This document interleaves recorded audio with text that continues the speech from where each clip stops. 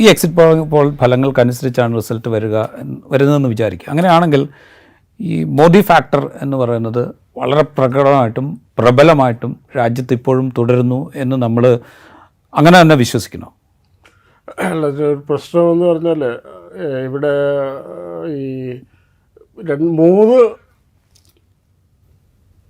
മൂന്ന് possible scenario ആണുള്ളത്. ഒന്ന്, ഇവർ NDA തിരിച്ചു വരിക, അല്ലെങ്കിൽ ഇന്ത്യ മുന്നണി അധികാരത്തിൽ വരിക, അല്ലെങ്കിൽ മൂന്നാമത്തെ ഒരു പോസിബിലിറ്റി എന്ന് പറയുന്നത് ഇന്ത്യ മുന്നണി അധികാരത്തിൽ വരികയും ഏതാണ്ട് ഒരു കൊല്ലത്തിനകം അവരെ അടിച്ചു പിരിയുകയും അത് വീണ്ടും BJP അധികാരത്തിൽ വരാനുള്ള സാധ്യത ഒരുക്കുകയും ചെയ്യുക എന്നുള്ളതാണ്.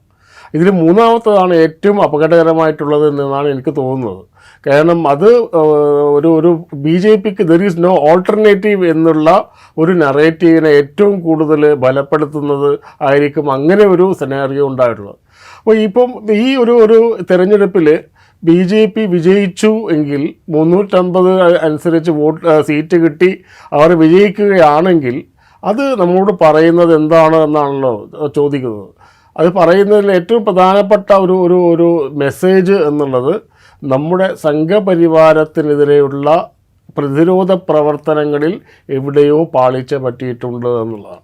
അതായത് നമ്മൾ ഇത്രയും കാലം BJPയെയും സംഘപരിവാറിനെയും നേരിട്ട് കൊണ്ടിരിക്കുന്ന രീതിയിൽ നിന്ന് വ്യത്യസ്തമായ ഒരു സ്ട്രാറ്റജി തീർച്ചയായും വേണ്ടി വരും എന്നതായിരിക്കും ഒരു പക്ഷേ ഈ ഒരു റിസൾട്ടിൻ്റെ നൽകുന്ന ഏറ്റവും പ്രധാനപ്പെട്ട മെസ്സേജ് എന്നുള്ളതാണ്.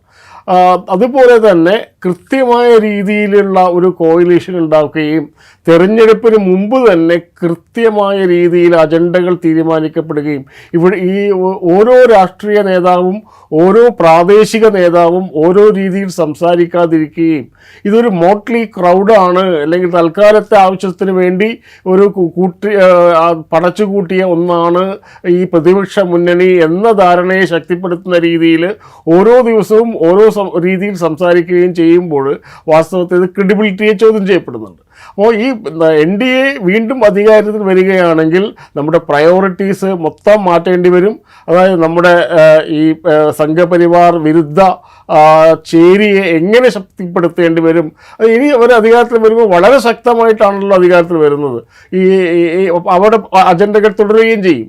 അപ്പോൾ തീർച്ചയായിട്ടും ഈ ഒരു RSS BJP വിരുദ്ധ നിലപാടുകളിൽ എന്തെങ്കിലും പാളിച്ച പറ്റിയിട്ടുണ്ടോ എന്ന് ആത്മപരിശോധന നടത്തേണ്ടി വരുന്ന ഒരവസ്ഥയിലേക്ക് അതങ്ങനെ നടത്തിയേ പറ്റൂ എന്നുള്ളതായിരിക്കാം ഈ ഒരു തെരഞ്ഞെടുപ്പിൽ നമ്മൾ ഈ പറയുന്ന രീതിയിലാണ് BJP വീണ്ടും അധികാരത്തിൽ വരികയാണെങ്കിൽ അത് നൽകുന്ന സന്ദേശം എന്നാണ് എനിക്ക് തോന്നുന്നത്.